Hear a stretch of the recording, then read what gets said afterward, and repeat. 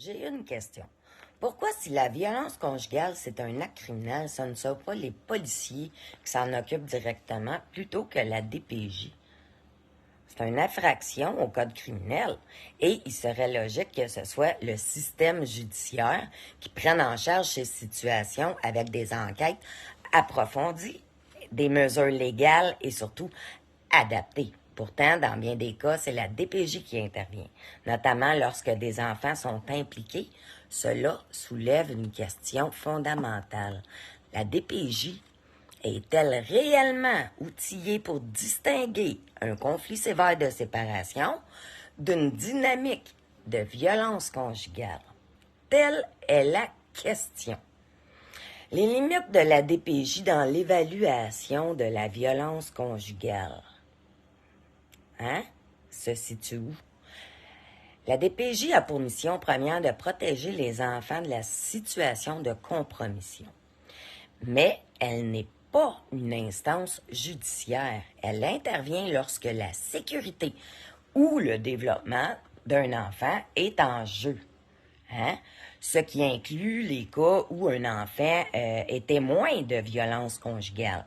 Cependant, son approche est centrée sur l'évaluation des risques pour l'enfant et non sur l'enquête criminelle nécessaire pour établir la culpabilité d'un parent violent. Ce manque d'expertise en matière criminologique peut conduire à des décisions biaisées où la DPJ va confondre conflits parentaux exacerbés avec de la violence conjugale réelle. De plus, les dynamiques de violence conjugale sont très complexes et ne peuvent être réduites à un simple chicane de couple lorsqu'une victime tente de se protéger ou même de protéger ses enfants en dénonçant la violence, elle peut être perçue comme aliénante ou comme conflictuelle ou même manipulatrice, ce qui peut se retourner contre elle. Un risque d'inversion des responsabilités est fort probable. Un des dangers majeurs de l'implication de la DPJ dans les dossiers de violence conjugale, selon moi, c'est justement l'inversion des responsabilités. Plutôt que d'assurer la protection de la victime et de ses enfants en tenant compte du contrôle coercitif exercé par l'agresseur, il arrive que la DPJ blâme indirectement la mère ou le père, la victime, pour ne pas avoir su protéger son enfant. Cette approche met une pression énorme sur les victimes qui se retrouvent non seulement en danger, mais aussi sous la surveillance de la DPJ gratuitement. Par ailleurs, les agresseurs, manipulateurs, ils savent très bien instrumentaliser les failles du système. Ils peuvent se positionner en victime et ils vont le faire.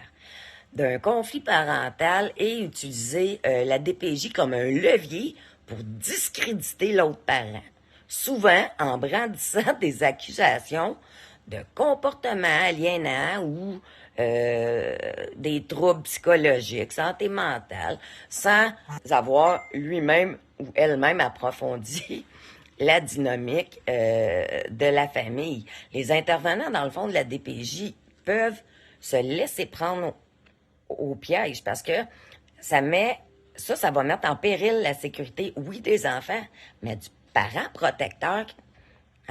Une nécessité de collaboration, je crois, avec les policiers serait bien pour que la prise en charge des cas de violence conjugale soit réellement efficace. Il est impératif que la DPJ ne travaille pas en silo, mais en étroite collaboration avec les instances policières et judiciaires qui, eux, sont spécialisés dans les actes criminels. Les policiers, les procureurs, les juges ont les outils légaux pour protéger les victimes. ordonnance de protection, le 810, enquête criminelle, les arrestations, bon, tout ça, que le DPJ n'a pas. Alors que la DPJ, en tant qu'organisme de protection de l'enfance, elle devrait, selon moi, et avant tout, s'assurer que son intervention ne vienne pas compromettre la sécurité des victimes sous prétexte d'une neutralité mal avisée. Hein? En tout cas, il serait donc nécessaire, selon moi, d'implanter des protocoles plus stricts pour que la DPJ reconnaisse les signes de violence conjugale. Pas qu'il embarque dans le pattern du narcissique, là, du manipulateur. Hein? En tout cas, une meilleure formation, c'est sûr que ça, c'est nécessaire pour les intervenants, hein, sur les mécanismes de contrôle et de domination dans les relations violentes. C'est essentiel, ça, pour éviter justement que des décisions mal prises mettent davantage en danger le parent victime et ses enfants. Moi, je pense qu'il faut repenser l'intervention là, à ce niveau-là. Si la violence conjugale est un crime, alors, selon moi, elle doit être traitée comme telle. Non, la DPJ ne devrait pas avoir le pouvoir d'évaluer seule ces situations-là, sans expertise judiciaire. Son rôle devrait être complémentaire à celui, justement, des policiers dans des cas de violence conjugale et non pas se substituer à eux.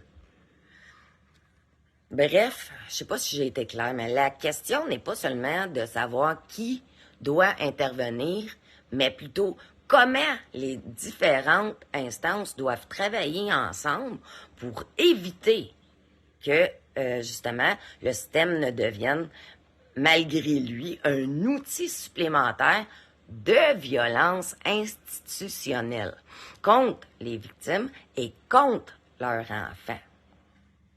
Bonne réflexion à vous.